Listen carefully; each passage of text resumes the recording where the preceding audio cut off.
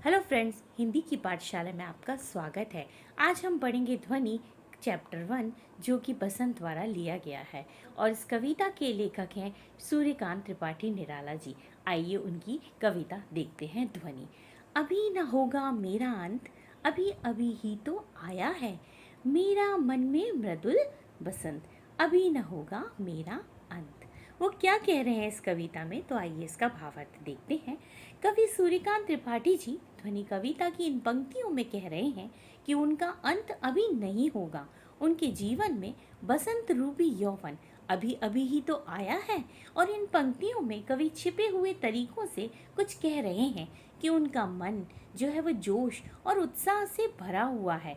जब तक वो अपने लक्ष्य को पा नहीं लेते वह हार नहीं मानेंगे। वह इसमें बताते हैं कि अभी मेरा अंत नहीं आया है, अभी तो मुझे क्या करना है, जो यौवन आया है मतलब बसंत क्या हुई, जवानी हो गई जो अभी आई है।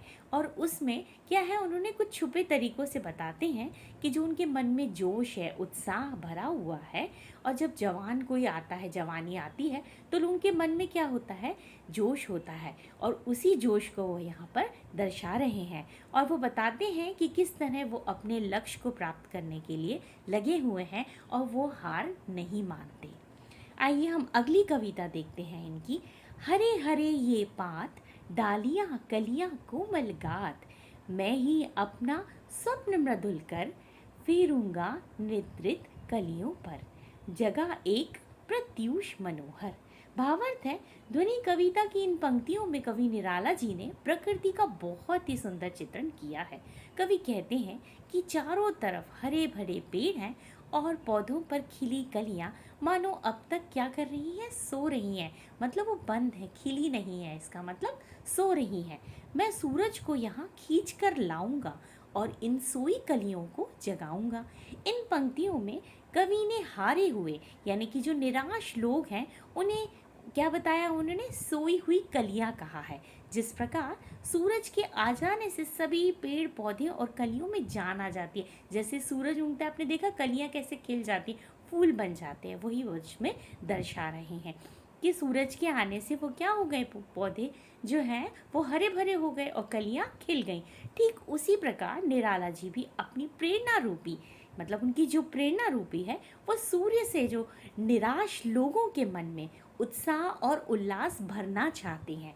और इस तरह ध्वनि कविता में कवि सूर्यकांत त्रिपाठी निराला जी ने जीवन से निराश हुए लोगों के मन में नया जीवन देना चाहते हैं। आइए तीसरी कविता देखते हैं इनकी।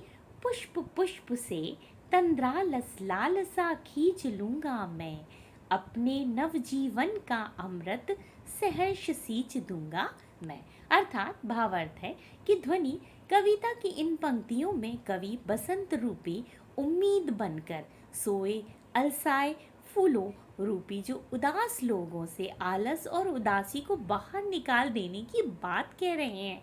वो इन सभी लोगों को एक नया जीवन देना चाहते हैं। इसलिए उन्होंने कहा कि मैं हर पुष्प से आलस व उदासी खींचकर उनमें नए जीवन का अमृत भर दूंगा। अगली कविता है। द्वार दिखा दूंगा फिर उनको, है वे मेरे जहां आनंद, अभी न होगा मेरा अंत। भावार्थ है कि ध्वनि कविता की इन पंक्तियों में कवि निराला जी कहते हैं कि मैं सोए हुए फूलों यानी कि निराश लोगों को जीवन जीने की कला सिखा दूंगा, फिर वो कभी उदास नहीं होंगे और अपना जीवन सुख से व्यतीत कर पाएंगे। कवि का मानना है कि अगर युवा पीढ़ी परिश्रम करेगी तो उसे मनचाहा लक्ष्य मिलेगा और इस आनंद का कभी अंत नहीं होगा। और इस प्रकार कवि कहते हैं कि जब तक वे थके हारे लोगों और युवा पीढ़ी को सही राह नहीं दिखा देंगे तब तक उनका अंत होना असंभव है। धन्यवाद। ये तो थी हमारे सूर्यकांत त्रिपाठी की कविता ध्वनि।